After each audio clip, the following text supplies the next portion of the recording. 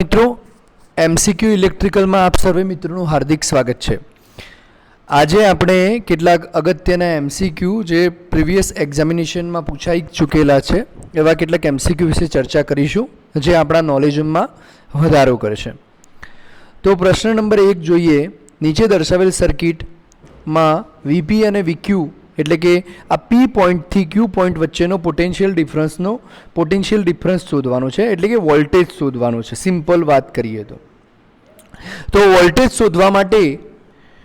Voltage शोधवा माटे सौप्रथम वच्चे जे circuit आपेली है 6 ओमना 3 रेजिस्टन्स पेरेलल में अने 6 ओमना सीरीज अने एनी साथे 6 ओमनो पेरेलल में जे रेजिस्टन्स आपेलो है एनी आपणे पहला इक्विवेलेंट रेजिस्टन्स शोधवो पड़शे। हवे इक्विवेलेंट रेजिस्टन्स शोधवा माटे शुं करवुं पड़शे? तो अहींया 6 ओमना 3 रेजिस्टन्स पेरेलल में है तो पेरेलल रेजिस्टन्सनुं सूत्र शुं थाय? 1/R बराबर 1/R1 वत्ता 1/R2 वत्ता 1/R3।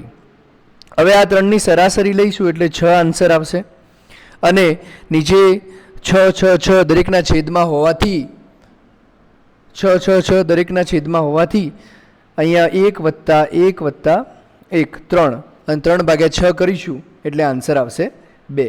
1/R बराबर 1/2 आवशे एटले R बराबर 2 आंसर आवशे। ओके, तो एक बाजुना इक्विवेलेंट सर्किटना रेजिस्टन्सनी आपणे वेल्यू मळी गई 2 ओम। हवे आपणे एनाथी आगळ शोधीशुं तो आना पेरेलल में रेजिस्टन्स केटलो थाय? तो 6 ओमनो सीरीजमां छे, सीरीजमां तो सिम्पल सूत्र छे, शुं करवानुं मित्रों? सरवाळो करवानो। तो 6 + 6 बराबर 12 अने 12 अने 6 पाछुं पेरेलल में आव्युं एटले पाछुं एनुं सेम सूत्र 1/R बराबर 1/12 वत्ता 1/6 बराबर नीचे छेद में लसा लेवो पड़शे एटले 12 लखीशुं। जेना छेद में 12 होय तो एनुं ए ज वेल्यू आवशे, पण आना 6 नी जग्याए 12 बनाववा पड़शे लसा अने सूत्रनी मददथी। लसाना सूत्रनी मददथी बनाववा पड़शे तो ऊपर 2 वडे गुणाकार करवो पड़े तो ज आ 6 नी वेल्यू 12 में परिणमे। एटले अहींया आपणे 2 वडे गुणाकार करीशुं एटले 1 + 2 बराबर 3 એટલે 3/12 એટલે आंसर आवशे 4। हवे 4 क्या आया? R 1/R बराबर 1/4 आया एटले R करता में लई जईशुं एटले आपणे आंसर मळशे 4 ओम। तो आपणे बंने वेल्यू मळी गई रेजिस्टन्सनी, 4 ओम पण मळी गया अने आ बाजू 2 ओम मळी गया। तो इक्विवेलेंट रेजिस्टन्स आपणे केटलो मळ्यो? आ पण पाछुं सीरीजमां थशे 2 ओम अने 4 ओम तो टोटल आंसर थशे 6 ओम। करंट आपेलो छे 0.5 एम्पियर। तो ओमना नियम बराबर V बराबर IR मुजब रेजिस्टन्स 6 गुण्या 0.5 करीशुं एटले आंसर मळशे 3 वोल्ट एटले आंसर आवशे C। ओके, तो आ रीते आपणे आनो सोल्यूशन मेळवी शकीए। छतां पण कोई एक्जाम्पल में ख्याल ना आव्यो होय तो कॉमेंट बॉक्स में लखजो जेथी हूँ तमने आवा 1-2 एक्जाम्पल बीजा लईने तमने समजावी शकूँ। प्रश्न नंबर 2 જોઈએ। નીચે દર્શાવેલ આકૃતિમાં AB ટર્મિનલની અક્રોસમાં 180 વોલ્ટ DC સપ્લાયનું જોડાણ કરવામાં આવે છે। તો 6 ઓમ રેઝિસ્ટન્સના કરંટની કિંમત શું હશે? ઓકે, અહીંયા આપણે કરંટ ફાઇન્ડ આઉટ કરવાનો। તો મિત્રો આ સર્કિટનું થોડું સિમ્પ્લિફિકેશન કરીએ તો આપણને થોડી વધારે સમજણ પડે। તો સિમ્પલ સર્કિટ છે। અહીંયા એ सर्किट कंईक आवी छे।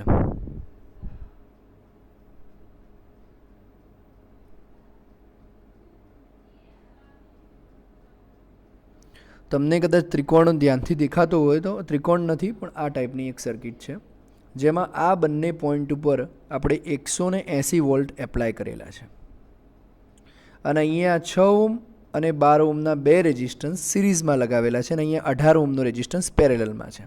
એટલે કરંટને જવા માટે 2 પાથ છે મિત્રો। 18 ઓમના 2 પાથ છે કારણ કે 6 + 12 સિરીઝ કનેક્શનમાં જેમ આપણે જોયું સિરીઝ કનેક્શનમાં શું થાય? અવરોધનો સરવાળો થાય। અવરોધનો સરવાળો થાય તો મિત્રો અહીંયા 18 ઓમના સિરીઝના કારણે 18 ઓમના 2 રેઝિસ્ટન્સ પેરેલલમાં થશે જેની કારણે આપણે પેરેલલમાં રેઝિસ્ટન્સ 180 વોલ્ટનો એપ્લાય કરેલો હોય तो V बराबर IR ना नियम मुजब ओमना नियम मुजब આર આપણને કેટલો મળ્યો 18 ઓમ અને 180 વોલ્ટેજ છે તો 180 ભાગ્યા 18 કરીશું એટલે I બરાબર 10 એમ્પિયર કરંટ આવશે. તો મિત્રો એની અંદર આન્સર શું આવશે? 10 એમ્પિયર આન્સર આવશે. એના પછીનો આપણે નેક્સ્ટ ક્વેશ્ચન જોઈએ. સેલ્સનું જોડાણ પેરેલલમાં કરવામાં આવે છે જ્યારે જરૂર હોય. પેરેલલમાં સેલ્સનું જોડાણ ક્યારે કરવામાં આવે મિત્રો? કે જ્યારે વધારે કરંટની જરૂરિયાત હોય ને. સેલ એટલે બેટરીના સેલની વાત છે. એનું પેરેલલમાં એટલે કે પોઝિટિવ સાથે પોઝિટિવ ટર્મિનલ અને નેગેટિવ સાથે નેગેટિવ ટર્મિનલ. જો સિરીઝમાં કરવામાં આવે જો વધારે વોલ્ટેજની જરૂરિયાત હોય, પેરેલલમાં કરવામાં આવે વધારે કરંટની જરૂરિયાત હોય. એના પછીનો પ્રશ્ન જોઈએ. ચુંબકીય બળરેખાઓ. તો ચુંબકીય બળરેખાઓ જરા પણ પરસ્પર છેદી શકતી નથી. પોલ માઉન્ટેડ ડિસ્ટ્રીબ્યુશન ટ્રાન્સફોર્મરમાં કયા પ્રકારનું એટલે આપણા જે ગલી મહોલ્લા કે શેરીની નજીક જે ટ્રાન્સફોર્મર હોય છે એ ટ્રાન્સફોર્મરમાં કયા પ્રકારનું જોડાણ હોય છે? તો મિત્રો એની અંદર જોડાણની વાત કરીએ તો એ ડેલ્ટા સ્ટાર ટાઈપનું હોય છે, કારણ કે આપણે ડિસ્ટ્રીબ્યુશનની અંદર ન્યુટ્રલની જરૂર પડતી હોય અને ન્યુટ્રલ સ્ટાર કનેક્શનની અંદરથી જ મળતો હોય છે. એના પછી નીચેની આકૃતિમાં બેટરી દ્વારા અપાતો કરંટ વિશે વાત કરેલી છે કે બેટરી દ્વારા કેટલો કરંટ જતો હશે. તો 6 ઓમ અને 12 ઓમનું પેરેલલમાં કનેક્શન છે. 6 ઓમ અને 12 ઓમનું જે પેરેલલમાં કનેક્શન તમે કરશો તો આપણે પેરેલલના નિયમ મુજબ 1/r બરાબર 1/6 વત્તા 1/12 આ સૂત્ર મુજબ છેદમાં 12 આવશે. ઉપર લસા લઈશું એટલે 6 નીચે 6 છે, કેટલા વડે ગુણીએ તો 12 થાય? તો નીચે ને ઉપર 2 વડે ગુણવા પડશે. તો 2 અહીંયા 12 છે એટલે ઉપર નીચે 1 વડે ગુણવું પડશે. તો 2 + 1 બરાબર 3. તો 3/12 એટલે 1/4 એટલે કે ટોટલ ઇક્વિવેલન્ટ રેઝિસ્ટન્સ કેટલો મળશે મિત્રો? 4 ઓમ મળશે. હવે 12 વોલ્ટની બેટરી હોય અને 4 ઓમ જો ઇક્વિવેલન્ટ રેઝિસ્ટન્સ હોય તો ઓમના નિયમ મુજબ V બરાબર IR. રેઝિસ્ટન્સ કેટલો છે? 4 ઓમ. વોલ્ટેજ કેટલા છે? 12. તો 12/4 કરીશું એટલે કરંટ કેટલો મળશે મિત્રો? 3 એમ્પિયર કરંટ મળશે. ઓકે. એના પછી નેક્સ્ટ જોઈએ આપણે.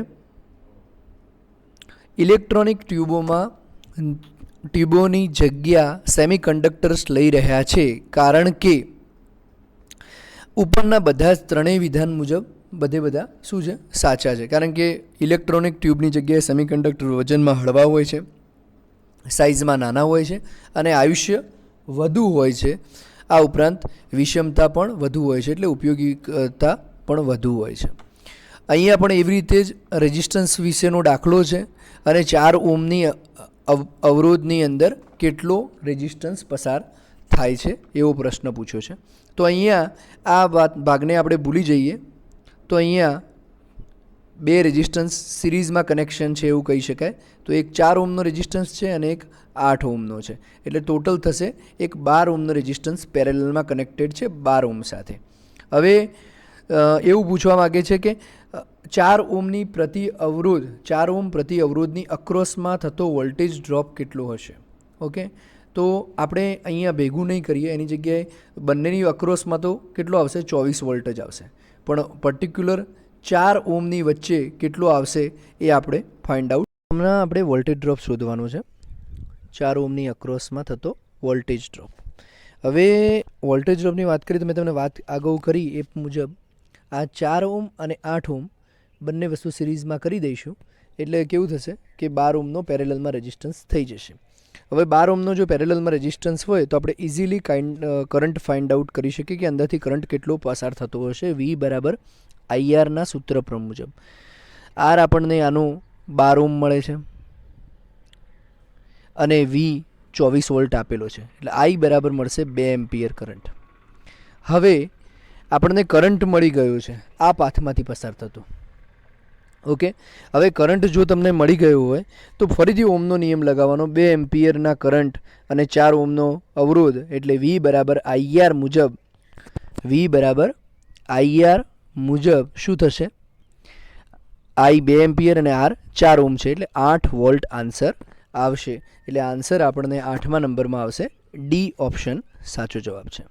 એના પછી નેક્સ્ટ જોઈએ કે નીચે દર્શાવેલ ડાયોડની આકૃતિમાં 1 અને 2 ટર્મિનલ શું દર્શાવે છે? તો મિત્રો સિમ્પલ પીએન જંક્શન ડાયોડ અહીંયા આપેલો છે અને પીએન જંક્શન ડાયોડ વિશે આપણને પૂછ્યું છે. તો 1 નંબર છે જે પી દર્શાવે છે અને 2 નંબર છે એ એન જંક્શન દર્શાવે છે. તો ખાસ યાદ રાખવાનું આ રીતના પ્રશ્નની અંદર. તો જે 9મા નંબરમાં એક છે જે નાનો ભાગ હોય એને એન જંક્શન કહેવાય અને મોટો ભાગ હોય એને આપણે પી જંક્શન તરીકે ઓળખતા હોઈએ છીએ. એટલે આ છે એન જંક્શન અને આ છે પી જંક્શન. આન્સર આવશે બી ઓપ્શન. ઓકે, એના પછીનો નેક્સ્ટ ક્વેશ્ચન જોઈએ. કેપેસિટરમાં સંગ્રહ થતી એનર્જી કયા સૂત્ર મુજબ દર્શાવાય છે? કેપેસિટરમાં પોટેન્શિયલ એટલે સ્થેટિક ઉર્જાનો સંગ્રહ થાય છે, જ્યારે ઇન્ડક્ટર હોય તો એમાં ડાયનેમિક ઉર્જાનો સંગ્રહ થતો હોય છે. તો કેપેસિટરની અંદર જે ઉર્જા સંગ્રહ થાય છે એના માટે સૂત્ર છે 1/2 CV². 1/2 CV², જે એની અંદર આપેલું છે 1/2 CV², એ સાચો જવાબ છે. ઓકે, એના પછી જોઈએ આપણે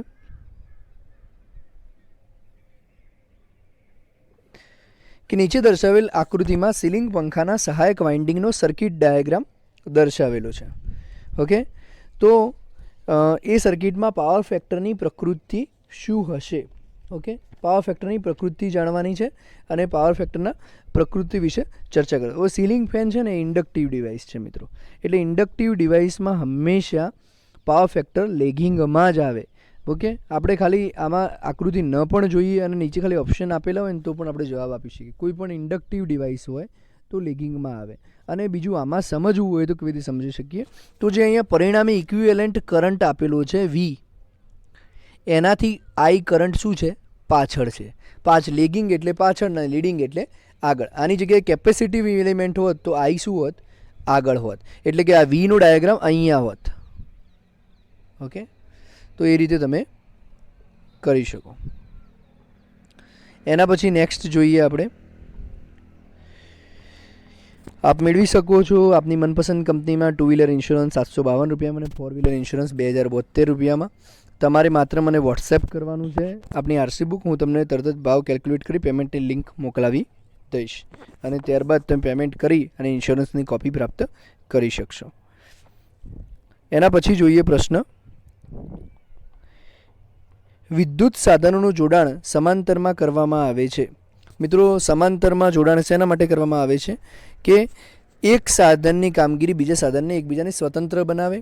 આ ઉપરાંત દરેકનો વોલ્ટેજ સમાન મળી રહે, કારણ કે એક જ વોલ્ટેજ ઉપર વર્ક કરતી ડિવાઇસીસ હોય છે આપણી પાસે. હેલોજન લેમ્પ એ કયા પ્રકારનું લેમ્પ છે?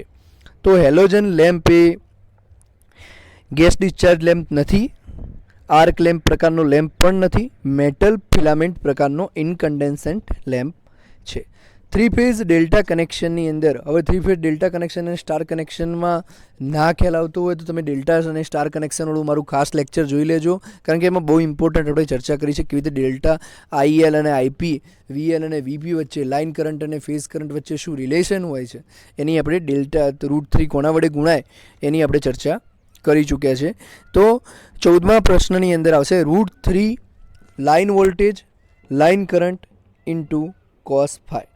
નીચે દર્શાવેલ સર્કિટમાં દરેક અવરોધ અનુક્રમે 4 ઓહ્મ 6 ઓહ્મ 8 ઓહ્મ છે તો કેટલો વોલ્ટેજ ડ્રોપ થશે? તો સિમ્પલ પહેલાં આનું 4 ઓહ્મ 6 ઓહ્મ અને 8 ઓહ્મ સિરીઝમાં જોડાયેલા છે, એટલે આપણે સિરીઝમાં એનો સરવાળો કરીશું. સરવાળો કરવાથી સિરીઝ જોડાણ, રેઝિસ્ટન્સમાં સિરીઝ જોડાણમાં સરવાળો થાય અને પેરેલલમાં આપણે સૂત્ર જોયું 1/R બરાબર 1/R1 વત્તા 1/R2, એ પ્રમાણે આગળ વધે. સિરીઝમાં સિમ્પલ સરવાળો થાય તો 4 + 6 + 8 એટલે 4 + 6 થાય 10, 10 + 8 થાય 18, ટોટલ 18 ઓહ્મ આવે. હવે ઓહ્મના નિયમ મુજબ ખ્યાલ આવી ગયો છે તમને? 4 + 6 + 8 18 ઓહ્મ. ઓહ્મના નિયમ મુજબ V બરાબર IR. હવે તમારી પાસે R છે, V છે, તો 180/R 18 બરાબર આપણને I મળી જશે. કેટલો મળશે? 10 એમ્પિયર કરંટ મળશે. હવે કરંટ મળી ગયો તો વોલ્ટેજનો સિમ્પલી એની સાથે ગુણાકાર થશે, સોરી અવરોધનો ગુણાકાર થશે. આપણે જેમ અગાઉના એક્ઝામ્પલમાં કર્યું એ પ્રમાણે ઓહમના નિયમ મુજબ અહીંયાથી સિરીઝ સર્કિટ હોવાથી કરંટ તો એક જ પસાર થાય છે. ઓકે, તો અહીંયા 10 એમ્પિયર કરંટ પસાર થતો હોય તો આની વચ્ચે વોલ્ટેજ ડ્રોપ કેટલો થશે? 10 ગુણ્યા 4, V બરાબર IR. તો 40 ઓહમ, 10 ગુણ્યા 6 60 ઓહમ, 10 ગુણ્યા 8 80 ઓહમ. તો આ રીતે સિમ્પલી તમે 40, 60 અને 80 વાળો જે સી ઓપ્શન આપેલો છે મિત્રો એ આનો સાચો જવાબ થશે. એના પછી આપણે પ્રશ્ન જોઈએ. 4 માઇક્રોફેરાડે અને 8 માઇક્રોફેરાડેના બે કન્ડેન્સર શ્રેણીમાં અને સમાંતરમાં જોડેલા છે તો તેનો સમતુલ્ય કેપેસિટન્સ શું થાય? તો સિરીઝ રેઝિસ્ટન્સ અને પેરેલલ રેઝિસ્ટન્સ વિશે પણ, સિરીઝ કેપેસિટન્સ અને પેરેલલ કેપેસિટન્સ વિશે અને સિરીઝ ઇન્ડક્ટન્સ અને પેરેલલ ઇન્ડક્ટન્સ વિશે આપણે ચર્ચા કરી ચૂક્યા છે. પરંતુ અહીંયા એક્ઝામ્પલ છે તો જોઈ લઈએ આપણે કે રેઝિસ્ટન્સમાં જ્યારે સિરીઝમાં સરવાળો થાય છે તો કેપેસિટન્સમાં સિરીઝમાં સરવાળો થતો નથી, પણ કેપેસિટન્સમાં સમાંતરમાં સરવાળો થાય છે. સિરીઝ એટલે શ્રેણી અને સમાંતર એટલે પેરેલલ. તો બંનેમાં થોડી ઉલટી પ્રક્રિયા છે. તો કેપેસિટન્સમાં શેમાં થશે સરવાળો? તો સમાંતરમાં સરવાળો થશે. એટલે જે જગ્યાએ 12 હોય એ પહેલો તો સાચો જવાબ છે આપણો. તો 12 માઇક્રોફેરાડેવાળા ઓપ્શન 2 છે, એક આ અને એક આ. ઓકે, હવે જેવું રેઝિસ્ટન્સમાં પેરેલલમાં થાય છે એવું કેપેસિટરમાં સિરીઝમાં થાય છે. તો સિરીઝમાં આપણે 1/c બરાબર સિરીઝ માટે 1/4 વત્તા 1/8 બંનેનો લસા લઈશું 8, એટલે 4ને 2 વડે ગુણીએ તો 8 થશે અને ત્યાં 1 વડે ગુણીશું એટલે 2 વત્તા 1 એટલે 3/8 આન્સર આવે છે. પણ સી ક્યાં છે? છેદમાં છે. એટલે સીને ક્યાં લાવવું પડશે? કરતામાં લાવવું પડશે. જો અહીંયા કેવું કર્યું છે, જો થોડી છેલ્લા સ્ટેપમાં ભૂલ કરો તો આન્સર ખોટો. એટલે 8 ઉપર જશે અને 3 નીચે આવશે એટલે આન્સર બી સાચો જવાબ છે. તો ખાસ આવું નાના સ્ટેપ્સ ભૂલ ના થાય એ જોઈ લેવા. એના પછીનો પ્રશ્ન જોઈએ. આવો પ્રશ્ન વારંવાર પૂછાય છે અને આર બરાબર રો એલ અપોન એ વાળો આપણે આખો ટોપિક સમજાવેલો છે, છતાં પણ આપણે પરીક્ષાની અંદર પૂછવાની દૃષ્ટિકોણથી ફરીથી એક વખત જોઈ લઈએ. જો વાહકના ક્ષેત્રફળને અડધું કરવામાં આવે એટલે સૂત્ર પહેલાં મગજમાં આપણા દિમાગમાં સ્ટ્રાઇક થવું જોઈએ, આર બરાબર રો એલ ભાગ્યા એ. હવે એનું જે વાહકનું ક્ષેત્રફળ છે એ શું કર્યું છે? અડધું કર્યું છે એટલે એ ભાગ્યા 2. ઓકે, અને લંબાઈ શું કરી છે? 2 ગણી કરી છે એટલે લંબાઈ ગુણ્યા 2. હવે છેદનો છેદ ક્યાં જાય? અંશમાં જાય. એ પણ આપણને ખ્યાલ આવવો જોઈએ. હવે હું શું પ્રશ્ન પૂછ્યો છે તો શું થશે?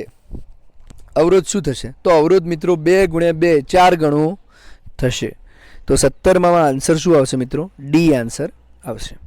ડ્રાય સેલનું કદ વધારે રાખવામાં આવે છે. ઓકે, ડ્રાય સેલનું કદ વધારે રાખવામાં આવે તો શું થાય મિત્રો? ડ્રાય સેલ એટલે આપણે જે રિમોટ કંટ્રોલ હોય છે ટીવીનું, એની જે બેટરી હોય છે તો એની ચર્ચા કરેલી છે અહીંયા. ડ્રાય સેલનું કદ જો વધારે રાખવામાં આવે તો તેના ઈએમએફમાં કોઈ પણ, એટલે એના વોલ્ટેજમાં કોઈ પણ, ગમે એટલો તમે ડ્રાય સેલ મોટો બનાવો પણ એની ઈએમએફમાં કોઈ પણ પ્રકારનો ફેરફાર થતો નથી, એટલે નોર્મલ ફેરફાર થતો હોય છે. જમણા હાથના અંગૂઠાનો નિયમ કોની માટે વપરાય છે? તો સ્ટેટિકલી ઇન્ડ્યુસ્ડ EMF માટે, ડાયનેમિકલી ઇન્ડ્યુસ્ડ EMF માટે, કે વાહકમાંથી કરંટ પસાર થાય ત્યારે તેના ઉત્પન્ન થતા ચુંબકીય ક્ષેત્ર માટે. તો વાહકમાંથી કરંટ પસાર થાય ત્યારે ઉત્પન્ન થતા ચુંબકીય ક્ષેત્ર માટે આપણે ઉપયોગ કરતા હોઈએ છીએ જમણા હાથના નિયમનો. ઓકે, 2 ચુંબકીય ધ્રુવો વચ્ચે લાગુ પડતું બળ કેવું હોય? તો 2 ચુંબકીય ધ્રુવો વચ્ચે મિત્રો લાગુ પડતું બળ પોલ વચ્ચેના અંતરના વર્ગના વ્યસ્ત પ્રમાણમાં હોય છે. આ યાદ રાખવું પડશે તમારે. આમ તો સૂત્ર છે પરંતુ યાદ રાખવું થોડું ઇઝી રહેશે. 2 ચુંબકીય, એક લાઈન જ યાદ રાખી દેવાની. 2 ચુંબકીય ધ્રુવો વચ્ચે લાગુ પડતું બળ F બરાબર બંને પોલ વચ્ચે જે ડિસ્ટન્સ હોય એના ડિસ્ટન્સ વર્ગના વ્યસ્ત પ્રમાણમાં હોય છે. નીચે દર્શાવેલ સમીકરણોમાંથી કયું સમીકરણ સાચું છે? તો 1 વોલ્ટ બરાબર 1 જૂલ પ્રતિ કુલંબ આન્સર આવશે. ઇન્ડક્ટિવ કોઇલનો સેલ્ફ ઇન્ડક્ટન્સ નીચેનામાંથી કયો હોય છે? તો મિત્રો સૂત્ર જ છે સેલ્ફ ઇન્ડ્યુસ્ડ EMF એટલે કે પોતાના દ્વારા પોતામાં જે એનર્જી ઉત્પન્ન થાય એને આપણે સેલ્ફ ઇન્ડ્યુસ્ડ EMF તરીકે ઓળખતા હોઈએ છીએ અથવા સ્વપ્રેરણ તરીકે ઓળખતા હોઈએ છીએ. તેનું સૂત્ર છે L = N⁵/I. બ્રેઝિંગમાં નીચે દર્શાવેલા કયા ફ્લક્સનો ઉપયોગ થાય છે? તો મિત્રો બ્રેઝિંગની અંદર બોરેક્સનો ઉપયોગ થતો હોય છે. ખાસ યાદ રાખવાનું, બ્રેઝિંગની અંદર બોરેક્સ નામના ફ્લક્સનો ઉપયોગ થતો હોય છે. જુઓ પ્રશ્ન છે 100 વોટના લેમ્પને કેટલા કલાક સુધી વાપરવામાં આવે તો 10 યુનિટ એનર્જી વપરાશે. હવે આપણને પહેલેથી કહી દીધું છે કે 10 યુનિટ એનર્જી વપરાવાની છે. હવે 10 યુનિટ એટલે શું થાય એ આપણને ખબર હોવી જોઈએ. 10 યુનિટ બરાબર 10 kWh. હવે 10 kWhનું આપણે હજુ એલિવરેશન કરીએ તો આ કે એટલે 1000 છે, તો 10,000 વોટ અવર કહેવાય. હવે કેટલા વોટ આપણને આપેલા છે? 100 વોટ આપેલા છે એટલે વોટ કાઢ નાખીએ તો આપણને હવરનો આન્સર મળી જાય, એટલે કલાકનો આન્સર મળી જાય. તો 100 વડે ભાગીએ, 2 મીંડા ઉડી ગયા અને વોટ યુનિટ પણ ઉડી ગયો, તો એકલો 100 કલાક ચાલુ રાખવો પડે, એટલે કે આન્સર આવશે B. ઓકે, એના પછીનો પ્રશ્ન જોઈએ મિત્રો, અને આજના લેક્ચરનો છેલ્લો પ્રશ્ન. રિલક્ટન્સ નીચેના કયા સૂત્રથી દર્શાવવામાં આવે છે? તો મિત્રો રિલક્ટન્સ એટલે જેવી રીતે ઇલેક્ટ્રિકલ સર્કિટમાં રેઝિસ્ટન્સ હોય છે એટલે કે અવરોધ હોય છે, એવી રીતે મેગ્નેટિક સર્કિટની અંદર રિલક્ટન્સ આવતો હોય છે. તો મેગ્નેટિક રેઝિસ્ટિવ સર્કિટમાં આપણે રેઝિસ્ટન્સને આપણે કેવી રીતે દર્શાવીએ છીએ? તો R = V/I. તો એવી રીતે રિલક્ટન્સને આપણે MMF ભાગ્યા ફ્લક્સ વડે દર્શાવી શકીએ. જ્યાં આપણે ઇલેક્ટ્રિકલ સર્કિટમાં જે રીતે કરંટ કન્સિડર કરીએ છીએ એવી રીતે મેગ્નેટિક સર્કિટમાં ફ્લક્સ હોય છે, અને ઇલેક્ટ્રિકલ સર્કિટમાં જેમ વોલ્ટેજ હોય છે એમ મેગ્નેટિક સર્કિટમાં મેગ્નેટોમોટિવ ફોર્સ હોય છે. તો મિત્રો અહીંયા સુધી આપણે લેક્ચરની ચર્ચા રાખીએ છીએ. વધુ પ્રશ્નો સાથે ફરીથી ટૂંક સમયમાં મળીશું. MCQની સિરીઝ પણ ચાલુ રહેશે. વધુમાં આપણને કોઈ પણ પ્રશ્નો મૂંઝવતા હોય પર્ટિક્યુલર કોઈ લેક્ચર વિશે તો તમે મને કોમેન્ટ બોક્સમાં જણાવજો, તો હું એના વિશે ડિસ્ક્રિપ્ટિવ વિડીયો બનાવીશ. જય હિન્દ મિત્રો.